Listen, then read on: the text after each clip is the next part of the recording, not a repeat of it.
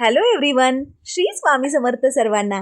आज आपण इथे ना ताकातली पालकची गरगट्टी भाजी बघतोय बघा। उन्हाळा स्पेशल ही ताकातली पालक भाजी तुम्ही नक्की ट्राय करून बघा।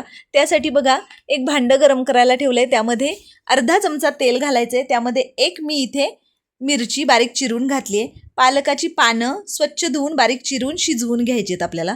इथे बघा पालक छान शिजलाय। यामध्ये घालायचं आहे अर्धा चमचा हिंग, त्यानंतर चवीपुरतं मीठ आणि साधारण 2 मोठे चमचे मी इथे बेसन पीठ घातलेलं आहे। यानंतर यामध्ये घातलेली आहे अर्धा चमचा हळद, त्याचनंतर अर्धा चमचा घातलेला आहे काश्मीरी लाल तिखट, अर्धा चमचा घालायचे आहे धने पावडर, अर्धा चमचा जिरे पावडर घातलेली आहे। त्यानंतर बघा यामध्ये चण्याची डाळ आणि शेंगदाणे मी शिजवून बाजूला ठेवले होते, ते आपल्याला घालून घ्यायचे आहेत। आता यामध्ये आपल्याला ताक घालायचं आहे। तर हे घरी बनवलेलं ताक आहे। तर या पद्धतीने ताक घालून झाल्यानंतर या पद्धतीने आपल्याला हाताने छान मिक्स करून घ्यायचं आहे। आता तुम्हाला हाताने मिक्स करायला आवडत नसेल, तुम्ही जरी चमच्याचा वापर करून मिक्स केलं तरी काही हरकत नाही। मी हातानेच मिक्स करून घेते। तर या पद्धतीने हाताने मिक्स करून घेतले आणि आपल्याला गॅस चालू करून ते आपल्याला जे मिश्रण आहे तयार ते गॅसवर ठेवायचं आहे। फ्लेम इथे मीडियम ठेवलेली आहे आणि इथे बघा पालकची आपली छान भाजी उकळलेली आहे। आता गॅस मंद आचेवर करून आपल्याला जी फोडणी करायची आहे तर ती फोडणी करून घेऊया। त्यासाठी कढई गरम करायला ठेवली आहे, त्यामध्ये 2 चमचे तेल घालायचं, मोहरी घालायची आहे। मोहरी छान तडतडली की यामध्ये आपल्याला अर्धा चमचा जिरं घालायचं आहे। जिरंसुद्धा फुलू द्यायचं छान आणि त्यानंतर इथे मी घातलेले आहेत 2 ते 3 सुक्या मिरच्या। गॅस मंद आचेवर ठेवून ही फोडणी करून घ्या तुम्ही, नाहीतर फोडणी जळण्याची शक्यता असते। तर या पद्धतीने सुक्या मिरच्या घातलेल्या आहेत।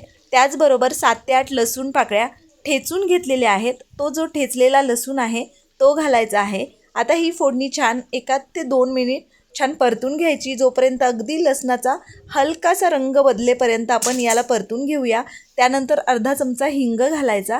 आता बघा ही फोडणी आपली छान तयार झालेली आहे। लसणाचा हलकासा रंग बदललेला आहे। ही फोडणी आपल्याला या पालकाच्या जी आपण गरगट्टी तयार केलेली आहे त्यावर घालून घ्यायचं आहे आणि तुम्ही बघू शकता किती भन्नाट ही ताकातली पालकची भाजी दिसते आहे। त्याचबरोबर खायला सुद्धा अप्रतिम लागत होती। मस्त ज्वारीची भाकरी कुस्करून घ्यायची आणि त्यावर ही पालकाची गरगट्टी खाऊन तुम्ही एकदा ट्राय करून बघा। तुम्ही मला नक्की थँक्यू बोलणार अशी खात्री आहे मला, कारण ही एवढी भन्नाट लागते। बरं, त्याचबरोबर आता उन्हाळा आहे, तर उन्हाळ्यात या पद्धतीने मस्त छान ताकाची कढी असेल किंवा ताकातल्या या गरगट्ट्या भाज्या असतील त्या ट्राय करायला काहीच हरकत नाही। खूप सारी बारीक चिरलेली कोथिंबीर घालून घ्यायची आणि परफेक्ट अशी ही ताकातली पालकची भाजी खाण्यासाठी तयार आहे। भाताबरोबर सुद्धा अप्रतिम लागते बरं का। मस्त गरमागरम इंद्रायणीचा भात घ्यायचा, त्यावर ही भाजी आणि त्यावर साजूक तूप घ्यायचं। आहा, मस्त भन्नाट लागते। तर तुम्ही या पद्धतीने ही ताकातली पालक गरगटी नक्की ट्राय करून बघा आणि ट्राय केल्यानंतर मला कमेंट करून सांगायला अजिबात विसरू नका। चला तर मग तुम्हाला ही ताकातली पालकाची भाजी कशी वाटली मला कमेंट करून सांगा। आणि तुम्हाला जर रेसिपी आवडली असेल तर आपल्या आदिश्री रेसिपी चॅनलला सबस्क्राईब करा। त्याचबरोबर बेल आयकॉन प्रेस करायला अजिबात विसरायचं नाही, जेणेकरून इथून पुढे येणाऱ्या अशाच नवनवीन छान छान आणि भन्नाट रेसिपीच्या नोटिफिकेशन्स तुम्हाला मिळतील आणि त्या सगळ्या रेसिपी तुम्हाला ट्राय करून बघता येतील। चला तर मग पटकन या ताकातल्या पालकाच्या भाजीच्या रेसिपीला लाईक करा, रेसिपी शेअर करा। भेटूया अशा मस्त खमंग आणि छान हेल्दी रेसिपीसोबत। तोपर्यंत मस्त रहा आणि छान छान रेसिपी ट्राय करून खात रहा। Bye bye.